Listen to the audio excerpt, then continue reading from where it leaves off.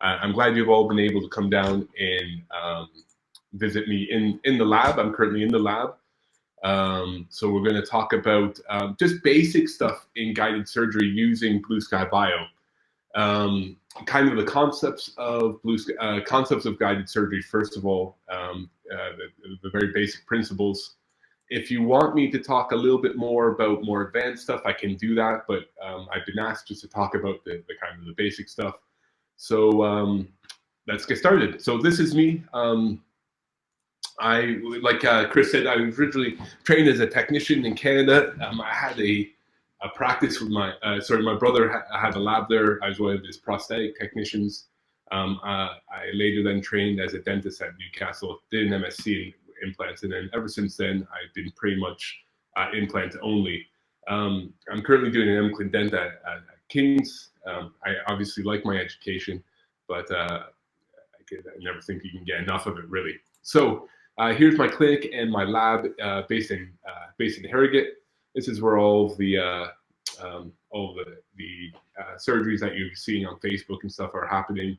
What I want to talk about today is basically this little concept. This is, for me, the fundamental concept of guided surgery. It's all about crown down planning. What I want to know is, where is the future incisal edge of that tooth want to be? So then I can plan where my implant is going to be. Now, whether or not I need to put bone back to allow that implant to be placed, or if I need to do some type of sinus augmentation or whatever, my plan has to start with where the future tooth wants to be. And it's a simple concept, guided surgery. You take an STL, which is basically just a digital version of the patient's dentition, and you then stitch it to a DICOM data by using points. And the plan is then to propose a prosthetic envelope within your guided surgery software to then place your implant relative to it. And my goal is always to get a screw retained crown. This is what I always want for. I think for everyone staying at home, I think a Corona is appropriate for right now.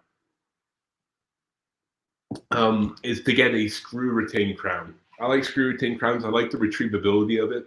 I like the ability to fit them easily and efficiently in surgery. There's no cement cleanup to worry about. And we do our crowns in the lab as we call them kind of screw-mentable crowns, because essentially what it is, it's a screw retained crown which is on a custom abutment, something like that.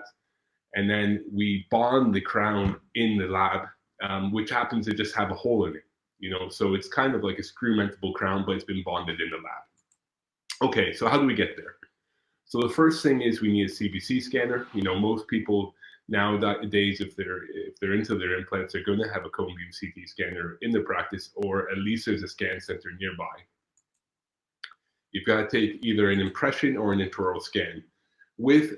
I still take impressions because I've got a couple very expensive lab scanners that do a very good job. So I take a silicone and putty wash, a light body putty wash, kind of similar to your Invisalign impressions, where there's a spacer between the putty, and before the putty sets, I go back into the mouth with the light body to get a really accurate impression. I've been doing that for the last now 7 years that way. So that's kind of how I do it. Intraoral scanners, they work as well. Pretty much any intraoral scanner will be able to work with, as long as it produces an STL file. My favorite scanners are Trios and Carestream scanner. Those are kind of the ones that we see a lot in the lab. Get quite a bit of Victero stuff in the lab as well. Not so much for restorative stuff, more so for study models and that sort of thing. So output. So every CT scanner needs to output a DICOM file, and then we need an STL file from either a lab-based scanner or an intraoral scan. Okay, and then we need a software to kind of put all those things together. So why I use Blue Sky Bio? For me, it has everything in one software where I can develop, prosthetic envelopes. I can make dentures. I can do ortho. I can make stack guides. I can do tooth reduction, bone reduction guides. Everything is in one software for me, and that for me is a big sell point. the other side of things as well is the software is free. So, there's no initial outlay cost for the software. The only time you start paying for anything when you're using Blue Sky Bio is actually when you want to get the surgical guide out of the software ready to print. And that's called an export fee. And the average export fee, depending on how many you buy, is about 18 pounds. So every surgical guide, if you had your own printer and you wanted to make your own surgical guides, you would export the surgical guide for 18 pounds from the software, and it goes straight into your printer. Okay. And the whole concept between guided surgery is that you have this very, very accurate STL surface, which you've created, and you stitch it together with your DICOM data. And the common way we do it is we use common points between the two. And the most common and easiest points to match are cusp tips. So I use cusp tips. And what I'm going to do when we're done just with the lecture portion of this is I'm going to do a case from start to finish and show you just kind of how easy it is to match all the points up, to place your implant, to place some prosthetic teeth, design a surgical guide, and then get ready for export. So like I said, the common thing to do to match these two surfaces together is to use the STL surface, cusp tips, and the DICOM data cusp tips, and then link them together. One thing that can be troublesome when we're doing this is when we have scatter. So scatter from metallic restorations, crown and bridge, zirconia crowns, whatever that produces scatter. The good thing is most modern cone beam CT scanners, they have a really good scatter reduction algorithm, so they can really reduce the amount of scatter that's in the data sets. If you don't have enough points to stitch, then you have to consider using external radiographic markers. So I use glass beads, so 1 millimeter glass beads on impressions or on dentures, and that's what we call a dual scan technique. But we won't talk about that. We'll just stay with the simple tooth supported guides today. And the whole thing is, don't place and pray, right? Our whole job is all about precision, and surgery and implants is the same concept. We want to be placing our implants with a little bit of precision, a little bit of forethought about what our final restoration is going to be. Because realistically, the patient comes in wanting this white stuff. They don't care about really the implants. They want their teeth back. And if we've got implants placed in a position that it's very difficult for us to restore, or we are able to restore, but then it's also very difficult for the patient to then clean it and maintain it, well, we haven't really done them any service, have we? So, a forethought of where the future prosthetic envelope wants to be is always in my mind when I'm planning these cases. And realistically, when we're looking at, the edentulous cases, with implants, it's old school full mouth rehabs. It's old school prosthodontics, and nothing's really changed in 150 years in that aspect. I still use common anatomical landmarks associated with the patient to allow me to position where my future teeth want to be. And I use a lot of photography. I use a lot of 3D printed try-ins to develop that prosthetic envelope before I pick up my scalpel. Okay, so what I'm going to do is I'm going to just flip over to my Blue Sky Bio plan. I'm going to take you right through a case so that you can see kind of how this is going to work. So this is the starting of the Blue Sky Bio kind of workflow. So the first thing that we have to load into the software is we got to load in the DICOM data set, and you simply just drag the file into the software, and what it'll do is it'll start loading that DICOM data for me. Okay, so here it is.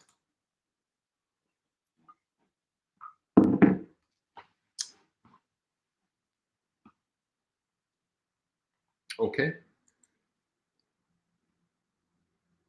so I'm using a MacBook for this. You can use a Windows-based PC as well. They tend to bring the updates out for the Windows a little bit quicker than they do for the MacBooks or for Mac, but it works great on both software, so no problem. So what we've got here is we've got our 3D render in the lower left-hand quadrant. We have a coronal section in the middle, which we can pan through, upper and lower arch. We have a transverse section on the left. This section here is in the upper right-hand quadrant here, basically is a 360-degree circle. You can circle around the point in your coronal section. So as this arrow moves around this, I'm then rotating around that anatomy in that area. And this is really useful for when you place your implant in your transverse section and you want to circle around the implant just to pick up all the anatomy that's around it. Very, very nice little bit. And then this is just your standard panoramic view down the bottom. So what we've got here is we've got an upper arch case where we've got 2 missing central incisors. This is the dreaded 2 central incisor case. And what the first thing we need to do is, what I like to do is I like to get rid of all the data that I don't need. And that's the stuff kind of in the lower arch here. So if we just reduce the density threshold and then we go into our surfaces panel. Let me just go over these panels as well. So our surfaces panel essentially on the right-hand side is any surface that's actually inside this software. So currently what we've got in there is we've got the CT scan, which is here. So I can turn that on and off.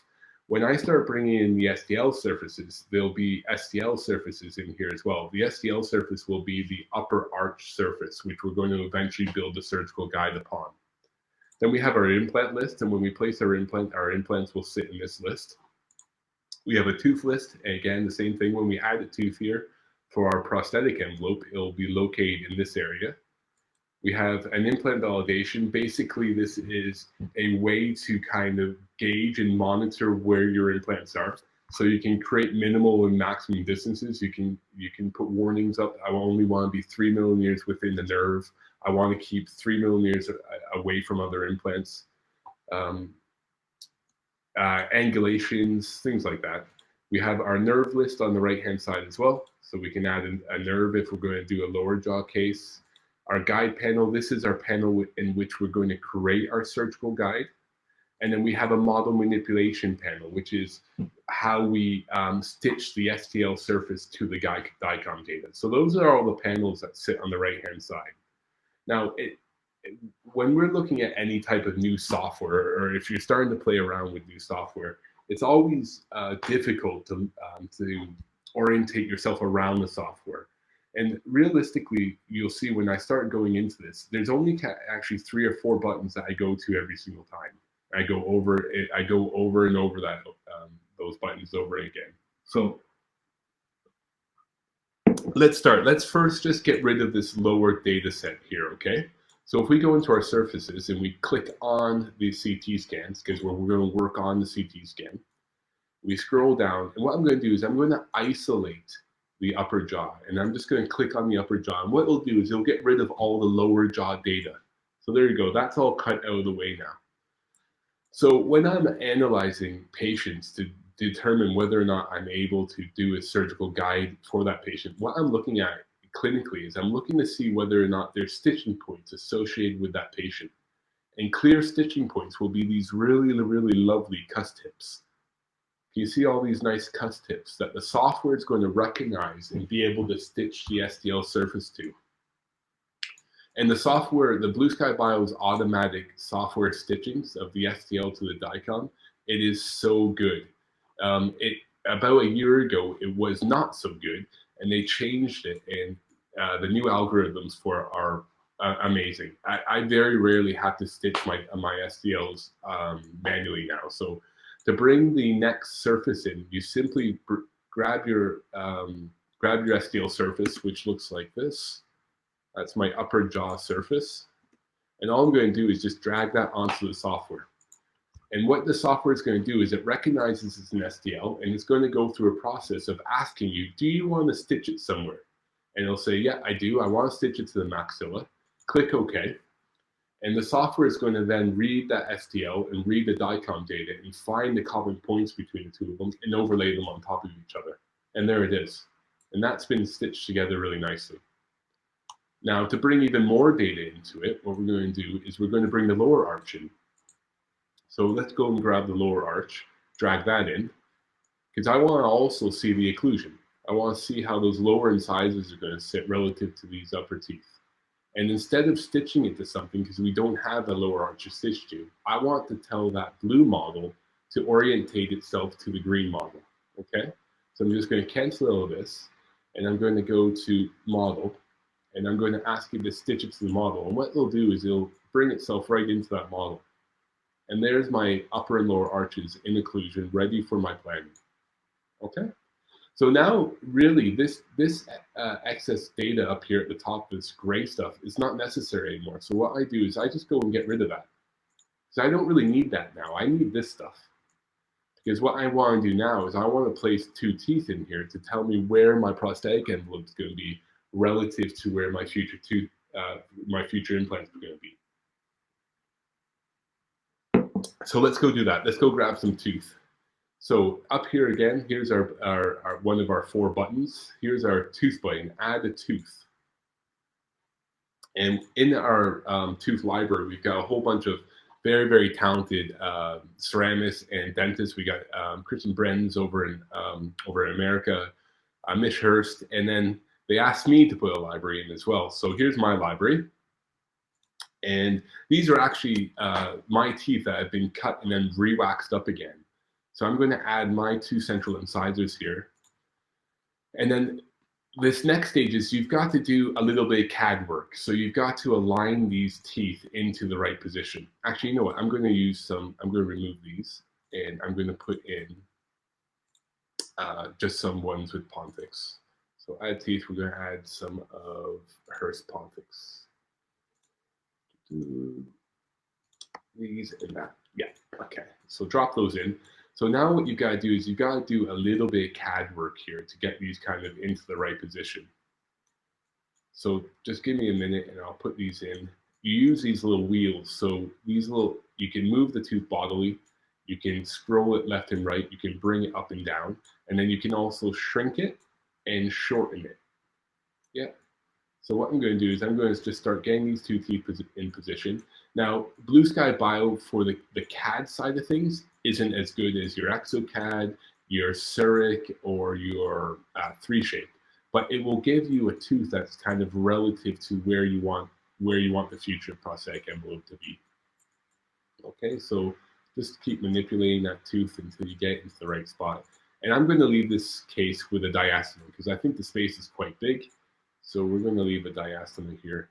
Just keep tweaking until you're happy. Tweak. Tighten that a bit. Put it down. Okay, so let's say, let's just rotate that a bit.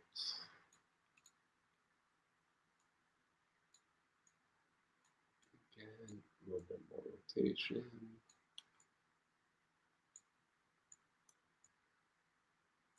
Okay. Let's say that's kind of close to where we want to be, okay? So there's our tooth position. So once we've got our tooth position where we want it to, we can click on that tooth and we can be centered on it now. And now what I want to do is I want to add an implant into this area. So we're going to go in and add an implant. So the same function as add a tooth, we've got to add an implant in this area. I'm just going to go grab a, let's go grab a custom implant. I'm an Ostem placer, so I'm going to grab a 4x10 Ostem. It happens to have a 3.7mm apical, and I'm just going to go and drag that and drop it right into the software.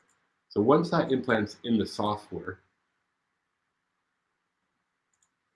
it's going to give you a little toggle to allow you to kind of manipulate it. Yep. So I'm going to rotate this around. The next thing I like to do is I always like to add an abutment because I want to see where that future screw channel is going to come through. Okay.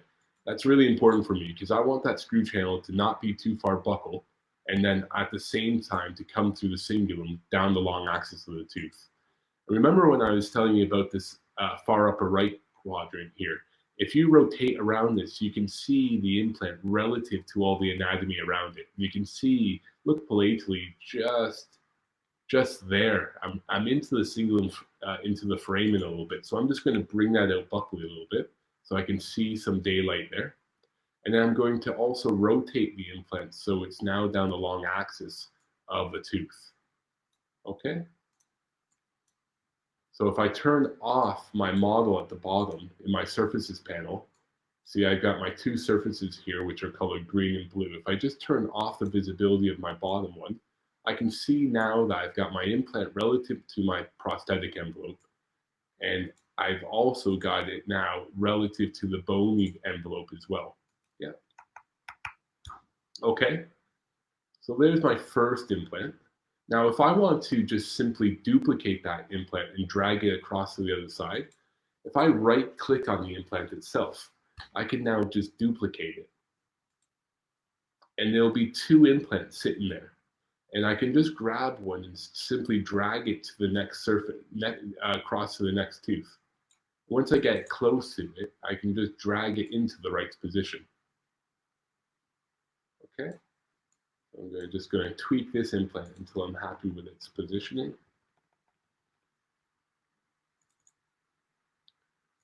Okay,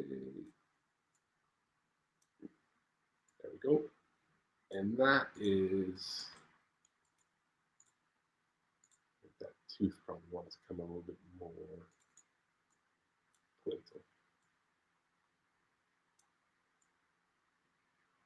Yeah, okay, let's say that we're happy there. That's my tooth position, there's my implant positions, and that's how we're going to restore this.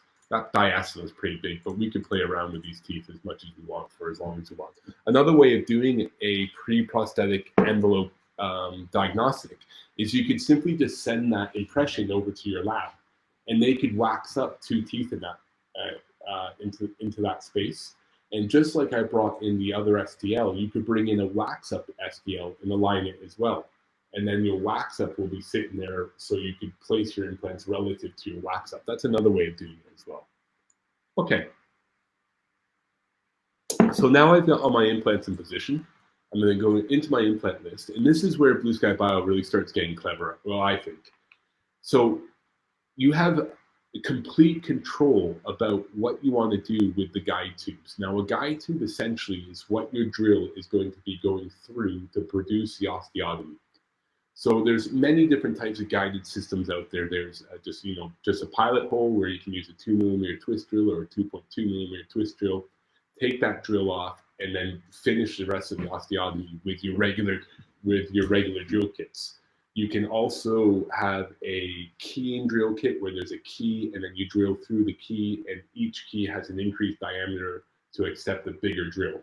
Or there's a keyless kit, which is the one that I use from Ostem. It's called the One Guide Kit. And basically it has the keys built into the actual drill itself.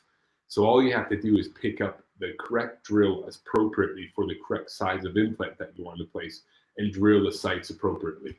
Very, very easy kit. To drill a 4mm implant, there's only 3 drills that are required: a pilot, a length drill, and then your final drill. So how we go about setting these guide tube settings. So once I've got my implants in position, I go up to the software, I lock them because I don't want them to change. I don't want to just by accident grab one and move it out of the way. Then I turn on my guide tube sleeves. I'm going to turn off my teeth. And these are the guide tube sleeves. These are essentially the plastic holes that are going to be generated when the surgical guide is created. Okay? Now, in order for you to be able to plan and set up the surgical guide correctly, you need to know some data about your kit. And 2 things you need to know is you need to know the diameter of the drill that's going to go through the hole, and then you also need to know the offset that's going to be appropriate for that drill. So the One Guide kit happens to have an offset when you're putting a without a metal sleeve in it of 10.5. So if you look to see what happens to my drill there, my guide tube, it just jotted up there. See this one's still down low? Watch when I apply that to all. See how the tube has gone longer away from the implant shoulder? So that's going to stop me 10.5 millimeters from the implant shoulder. Let me just go over that again. So that measurement is from here, this rim, to the implant shoulder is 10.5 millimeters. And that's the offset on all of the One Guide kits, okay? And then the next thing you need to know is you need to know what the diameter of the burr is going to go through that. So if you go back into your guide, into your implant list, and it just so happens to be that the one guide kit's diameter is 5 millimeters. So for when we print surgical guides, we have a certain tolerance that we have to abide by. And with my printers, there's a tolerance of about 0.15 of a millimeter. So what I do to allow something to go through there. So what I do is I always set that a little bit bigger. I set it to 5.15, and that will be just the right snugness on your burr, on the 5 millimeter burr, to allow that to go through. Okay, so if I apply that to all, there's now my guide tube set up. So this means essentially, if you give me some data about any guided, or you have data about any guided kit that you happen to have, you can set up these guide tubes in any way that you want. You can you could make one guide that was set up for a twist drill, and then say you had some other kit that you're going to finish off, you could make another guide with a different setting for the same case. And when you export those two guides, it would still only be 18 pounds for that case, which is nice. So sometimes I do, let's say we do the stack guides, or we do a case that has multiple guides. I might have 3 or 4 different guides. It'll still only be 18 pounds for that one case to produce those guides, which I think is great value. Okay. So they're my implants. So now let's go into the part where we're going to start drawing these guides and making the actual guide itself. So we have to turn on the surface that we want the guide to be drawn upon, and that's this STL surface, which has been stitched and aligned to the DICOM data. We're going to go into our guide panel, and we're going to start, and the software is going to ask us to draw a curve of where we want this surgical guide to finish. So I'm going to start drawing this curve. And all I'm doing is I'm just creating the border on where I want this, where I want the surgical guide to kind of be completed to. Okay. So I like my guides to be, I don't like them to be very small. I like them to go cross arch. I like to extend them kind of to at least to the premolars or first molar. It just adds a little bit of stability to the guide. Okay, so there's my outline. And then I'm going to say, create a surgical guide. And the software is going to now do work through the algorithm on creating a surgical guide. Now, if, for instance, let's say, for instance, you stitched this STL surface to your DICOM data, but the stitch wasn't quite right. Now, that is probably the most common way that you get inaccuracies with surgical guides, that the stitching isn't quite right. And you wouldn't know it unless you went through and checked all the slices, because the surgical guide would fit onto the STL surface absolutely beautifully, but it would be in the wrong position relative to the patient. And the way that I check to make sure that the STL is sitting in the right spot is if you go through each slice, what you'll see here, we'll see the outline very nicely of the STL green surface sitting over top of the DICOM, the cusp tips of the DICOM data. Look how nicely that's stitched together. Yeah, so I know that that model is stitched on top of that DICOM data perfectly. Okay, so there's my surgical guide, and you can cut windows into it. So let's add a window here so we can just see that the surgical guide itself is sitting down onto the teeth very nicely. Okay, and you can cut stuff off the back if you want. Just like you're manipulating the teeth, these little widgets will allow you to kind of manipulate things a little bit. So you can, again, I like to kind of keep my lines, my surgical guides quite clean, so I know that they're sitting well onto the teeth. That's the most important bit when you're doing the actual surgery, that the surgical guide is seated onto the patient accurately. Once those windows have been added there, if you just simply ask the software to create another surgical guide, it will create another surface with the surgical guide and the windows cut into it. So let that do that.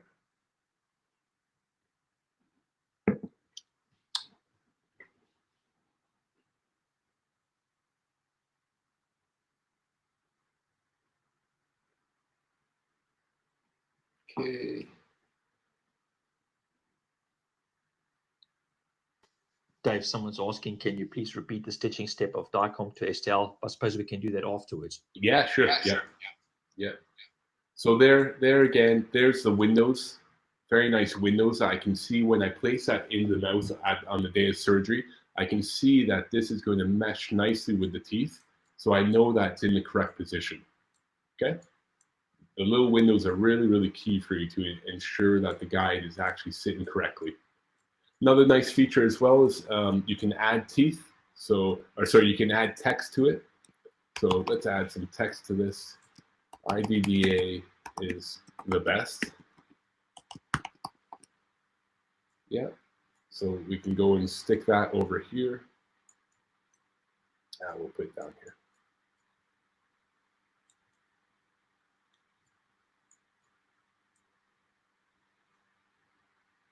It's quite a lot of text. Okay, a little bit smaller. There we go. Okay, so we can apply the text to that. But realistically, what this is actually really useful for is it's too big. Is if you want to put, like, let's say for instance you want to place the patient name, the implant number there. So 4x10, for instance, because I placed a 4x10. Just to remind yourself that you got a 4x10 that's going into that quadrant. You can add that onto it. And I'll give you just a little reminder about that surgical guide and what implant you're planning there. So once that guide is ready and you're happy with that guide, you simply come up into your file, you go into export data. And in this portion of the export, you'll have a whole bunch of options on what to export. And in this instance, we want to export the actual surgical guide. So we're going to turn off the guide tubes, we're going to turn off the abutments, and we're going to turn off the implants. And then we're also going to turn off the STL gingival scan because we don't want that. We only want the surgical guide. And there it is. So I'm going to export that out, and I'll show you what that looks like. So get that out of the software. That just cost me £18. Should have given that to the IDA to buy some more masks for our frontline NHS staff. So here it is there. So I'm going to bring that into STL surface editing software called Mesh Mixer, which I think Adam showed you a little bit on day one about Mesh Mixer. And there it is. There's my surgical guide. So that's now ready to go to the printer. So that's it, really. Chris, what did you want me to go through again? Switching my microphone on. Okay, so there's a few questions we have. Okay. And the first one is, let me just bring this up. What software do you use to convert DICOM to STL?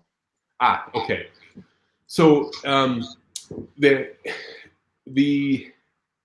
essentially that is a segmentation software, which I use Blue Sky Bio to do that. And if you go into your model manipulation, model editing, there will be, let me just see, there's a panel here called segmentation.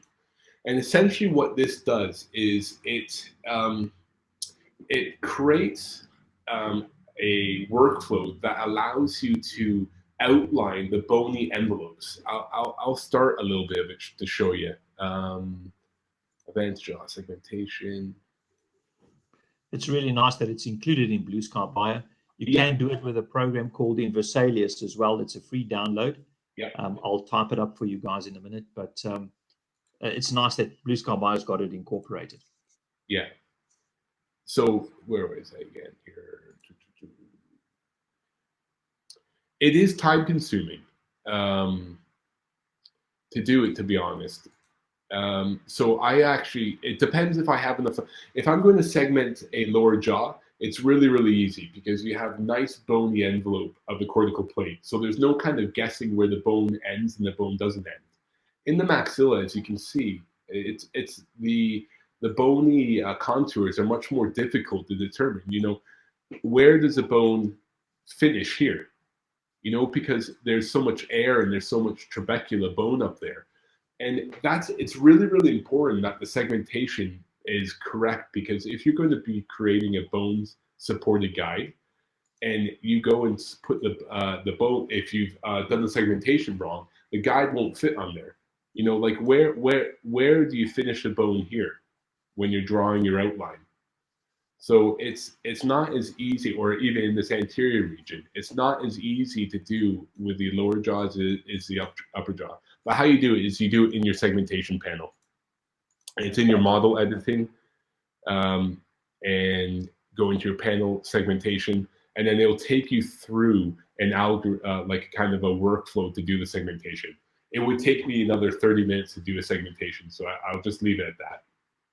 Brilliant. Thanks, Dave. Yeah. The second question is, how do you calculate the offset? I think, you know, answering that probably depends on your surgical guide kit, but I'll let David answer that. Yeah, I will. Let me just bring up the presentation to show you a little bit about that.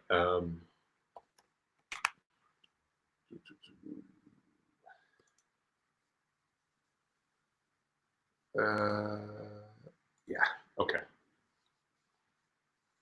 Dave, while you're doing that, another question is, can you please repeat the stitching step of DICOM to STL so that it probably... Yeah, absolutely.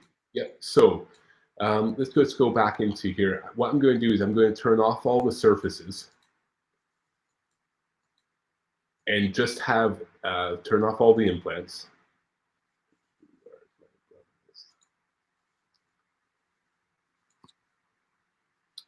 So let's just turn everything off so you can see that step again. So here's my DICOM data here in the bottom left-hand quadrant. That's a 3D render of what the DICOM data. So in the software itself, it has its own automatic stitching algorithm, if you will. So if you come down to your STL surface, which is here, this is just a file, which is basically an intraoral scan of a patient. And most intraoral scanners are producing STL files. And if you simply just drag that STL onto the Blue Sky Bio software, what it will do is it will take you through a little workflow and say, do you want to stitch this to this software? And it'll ask you, just move this out of the way, do you want to stitch it to the lower jaw or to the upper jaw? So this is an upper STL surface, so we're going to stitch it to the upper jaw and just click OK. And what it's doing now is doing that alignment process for you. So it's finding common points between the DICOM data and the STL. And you see how now this blue model is overlying very, very nicely and intimately to the gray model, which is your DICOM data. And how I check that is I go back into my surfaces, I turn all the other surfaces off, and I just go slice by slice and look and just see this nice blue outline sitting over top of here. So there's my bony envelope, there's my soft tissue envelope, which is between there and there. And look at my blue outline, it's sitting there just beautifully. And when I come up to a tooth, you'll see as well, look at how it outlines over the tooth. It's sitting out around that perfectly. And that's how I know that that stitch is accurate. And I go slice by slice from the front, from the posterior all the way around to upper right side, all the way back around to the upper left side. Great, thanks, Dave. Yep. The other thing is, how do you calculate the offset? Offset, yeah. So let me just quickly come through.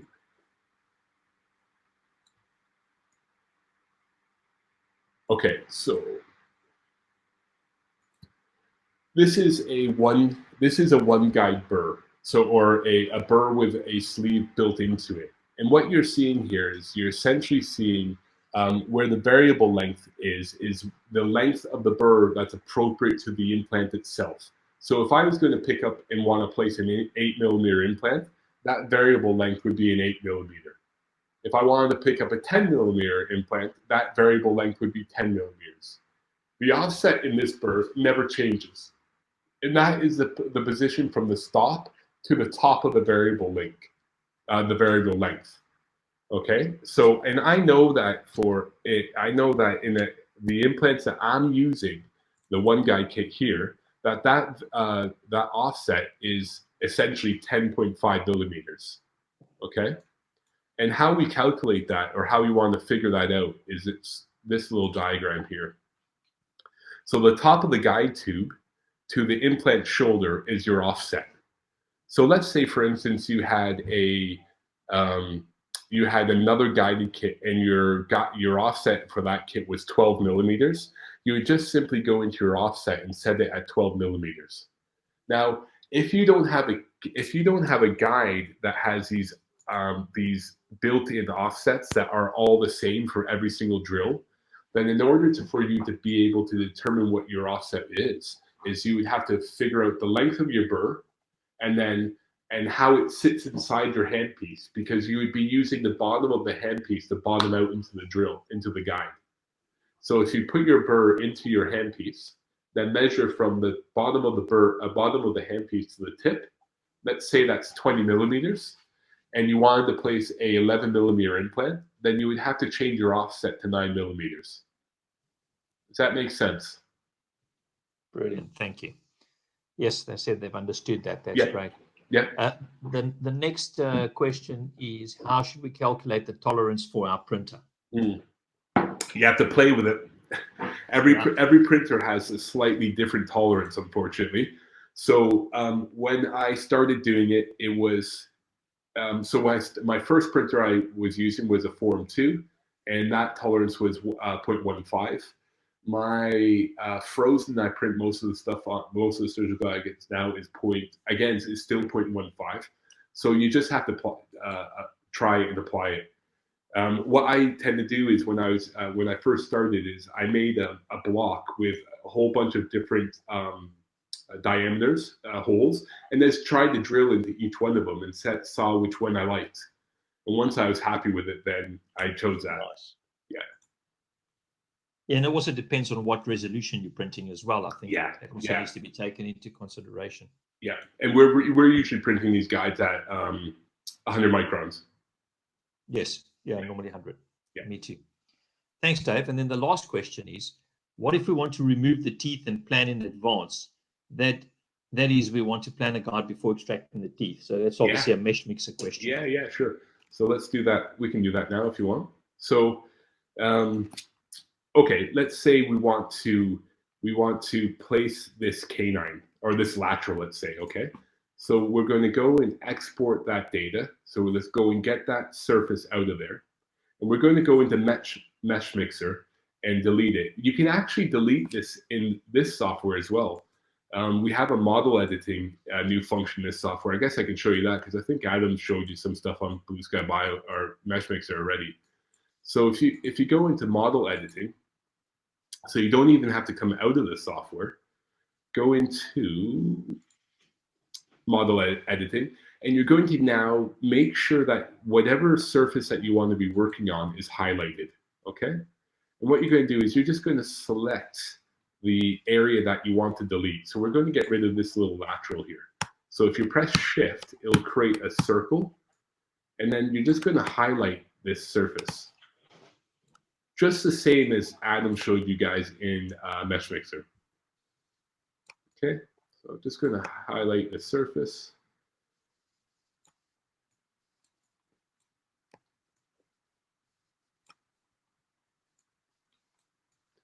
Give it, there we go, come around the other side. Okay. Okay, and then you're going to just cut the selected area. And there you go, that's it, cut. Yeah. And then what you're going to do now is you're going to ask it to close the hole. Yeah, because there's a big hole in that now, okay? So you're going to ask it to close holes manually, and then click on the hole that you want to close. Hopefully you'll do that. Again, a really nice feature that it's incorporated within the software. You don't have to go out to another software. There it is. Yeah. So there's that. Now that tooth is ready for you to place the implant as if you're going to do it immediate. So all you would then do is plan your implant relative to that. You could plan the implant first, then take the tooth out of the way because it'd be relative to the tooth. And now that that tooth's out of the way, if you go back into your guide panel, you can just simply draw your guide with your sleeve and everything in that area.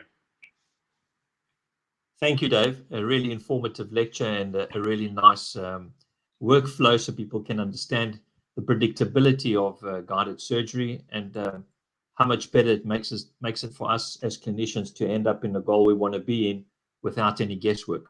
Thank you so much, Dave. Really informative. And thank you, everybody, for attending. If you have any further questions, please post them. We can answer them. We'll hang around for a couple of minutes. Yep. Thank you very much for attending.